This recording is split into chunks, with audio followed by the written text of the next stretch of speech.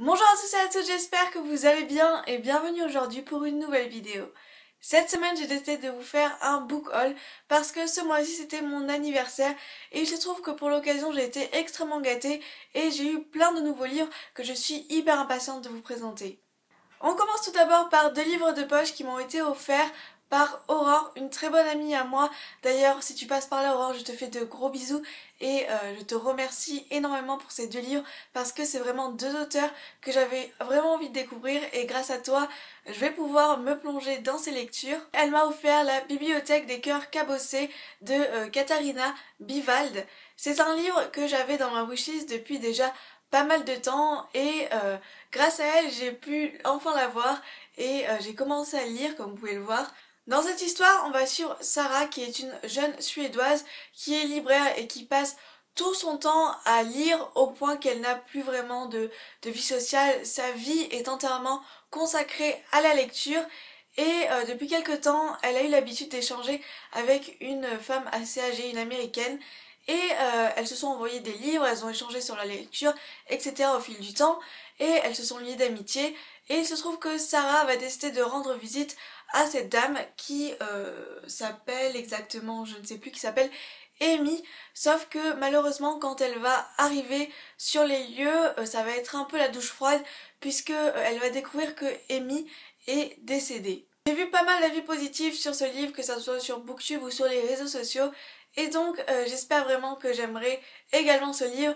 En tout cas, le thème des livres et de la lecture, ça me tente pas mal, et cette histoire de décès, c'est quand même assez intriguant, donc à voir. Le second roman ensuite qu'elle m'a offert, il s'agit de Ensemble c'est tout d'Anna Gavalda.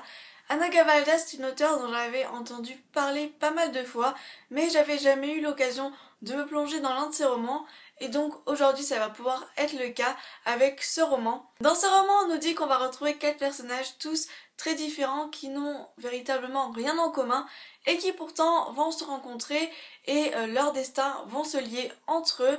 Les 4 personnages sont les suivants. On a Camille qui est passionnée de dessin et qui fait les ménages. On a ensuite Philibert qui est une personne assez aisée. On a ensuite Franck qui est son cuisinier et qui est aussi un homme passionné de moto et de filles. Et on a ensuite Paulette qui elle est une vieille femme qui ne veut pas quitter sa maison. Pour ce roman, je m'attends pas du tout à quelque chose où il y ait énormément de péripéties, d'action. J'attends plus un roman léger, simple, réaliste et touchant. Donc j'espère que ça sera le cas. Les seconds romans que je vais vous présenter m'ont été offerts par une très bonne amie d'enfance à moi et ses parents. D'ailleurs, Elodie, si tu passes par là, je te fais de gros bisous et je te remercie énormément, toi et tes parents, de m'avoir offert ces romans que je ne connais pas et que je suis hyper impatiente de découvrir. En premier, il s'agit de L'Espionne de Paolo Coelho et je pense que c'est plus un roman au trait assez biographique puisque on va sur la vie d'une jeune femme qui est Mata Hari, qui était une danseuse, courtisane et espionne néerlandaise qui est arrivée à Paris au XXe siècle et qui a connu un succès assez fulgurant et scandaleux parce que sa position de femme dans la société était très indépendante et très libérée pour l'époque. Donc c'est un personnage féminin qui m'intrigue énormément et que j'ai hâte de découvrir dans cette lecture. Direction maintenant l'Angleterre avec La Petite Librairie des gens heureux de Véronica Henry, puisqu'on va faire la connaissance d'Emilia, qui est la propriétaire d'une petite librairie qui accueille tous les passionnés de lecture, mais qui malheureusement est menacée par un promoteur.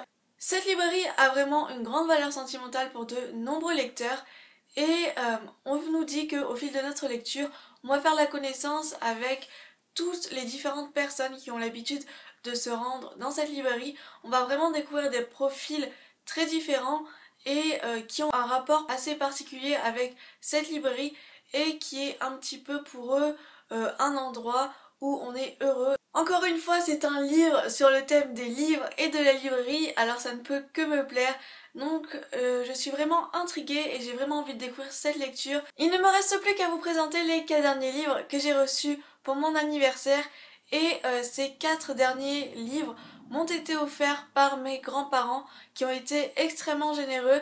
Donc je les remercie du fond de cœur de m'avoir offert ces livres. Ce sont des livres qui étaient dans ma wishlist et que je voulais, qui me tentaient depuis vraiment très longtemps et grâce à eux, je vais pouvoir entamer ces lectures et les découvrir. Donc s'ils passent par là parce que je sais que de temps en temps ils regardent mes vidéos, eh bien je les embrasse très fort et je les remercie vraiment de m'avoir fait ces jolis cadeaux. En premier, il s'agit d'un livre créatif, 5 ans de réflexion, un journal à compléter aux éditions Marabout. Je pense que maintenant je peux dire que je suis un petit peu une fanat des livres créatifs. J'en ai maintenant 5 chez moi. Donc je ne sais pas à quel quota on devient fan de livres créatifs, mais bon. Je pense qu'en avoir 3 chez soi c'est déjà pas mal.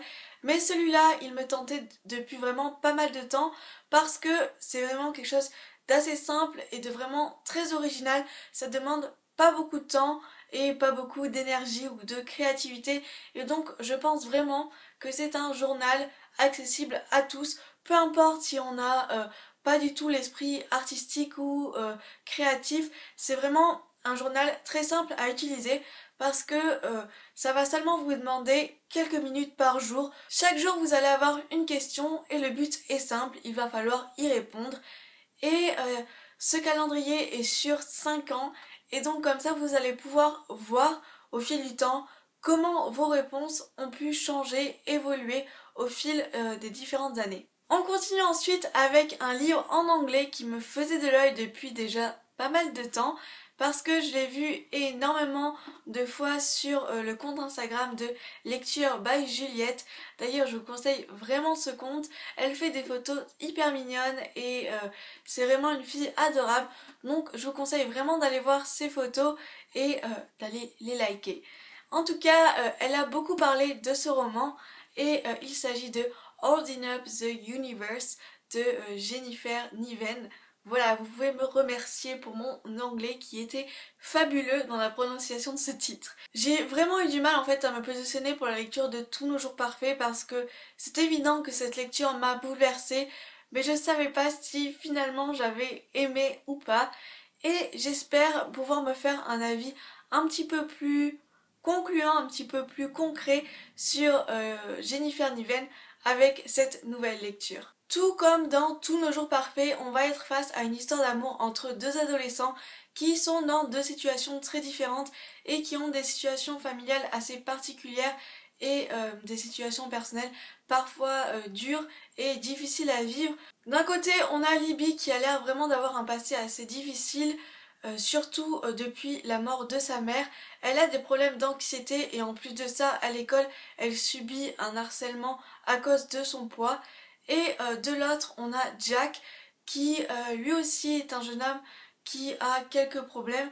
Notamment, il est incapable de reconnaître quelconque visage, même celui de sa famille ou celui de son frère, il ne peut pas le reconnaître. J'imagine que ça sera un roman tout aussi touchant et bouleversant que Tous nos jours parfaits. Et il me tarde vraiment de découvrir comment Jennifer Niven va aborder les thèmes de l'anxiété, de l'harcèlement scolaire ou de la maladie. Donc c'est vraiment une histoire qu'il me tarde de découvrir, notamment pour son côté psychologique. On change maintenant complètement d'univers avec de la science-fiction et de la dystopie avec Illuminae, le dossier Alexander 01 d'Amy Kaufman et J. Christophe. Ce roman, vous pouvez pas savoir à quel point j'avais envie de l'avoir, j'avais envie de le lire, enfin j'ai envie de le lire énormément parce que j'en ai entendu parler et ça a été vraiment une vraie découverte pour certains qui l'ont lu. D'après ce que j'ai pu voir et ce que j'ai pu entendre sur ce livre, c'est vraiment une œuvre très originale et une autre manière d'aborder la lecture parce que ici on va pas avoir de récit ou une histoire racontée par un narrateur, mais tout simplement ça va être plein de conversations, de dossiers qui ont été collectés dans ce livre et qui vont former une histoire. Et c'est ça que je trouve vraiment intéressant. L'histoire se passe en 2575 et on va suivre Cady et Ezra et ils sont obligés de fuir leur planète parce qu'elle va être attaquée et donc ils vont tous les deux embarquer dans deux vaisseaux différents et il se trouve qu'ils vont soupçonner les autorités de leur cacher quelque chose par rapport à cette attaque. Comme ils sont dans des vaisseaux différents, je pense que ça va être très difficile pour eux de communiquer, mais ils vont mener chacun de leur côté une enquête et collecter des informations pour découvrir la vérité et savoir ce qui s'est vraiment passé lors de cette attaque. Je pense que c'est vraiment un roman qui promet beaucoup d'action et beaucoup de rebondissements, donc je suis hyper impatiente de le lire.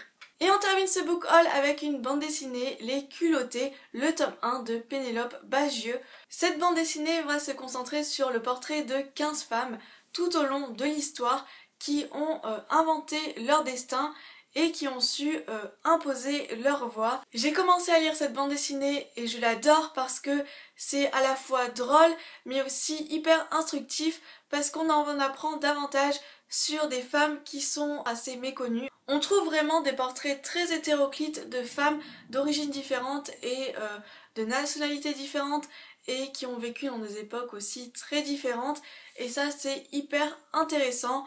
C'est vraiment une BD très facile à lire, très rigolote et hyper enrichissante. Voilà, cette vidéo est terminée. Je viens de vous présenter tous les livres que j'ai eu pour mon anniversaire et honnêtement, comme vous pouvez le voir, j'ai été super gâtée et je remercie vraiment toutes les personnes qui m'ont offert des livres cette année. Ça me fait extrêmement plaisir de pouvoir avoir de nouveaux livres dans ma bibliothèque et découvrir de nouvelles lectures. Donc merci beaucoup. Si toi aussi derrière ton écran tu as lu l'un de ces livres, et ben n'hésite pas à me donner ton avis en commentaire, comme ça je pense que ça me motivera encore plus pour le lire et surtout n'hésite pas à me dire quels sont les derniers livres que tu as reçus ou que tu as achetés. Sur ce, à la semaine prochaine pour une nouvelle vidéo, bye!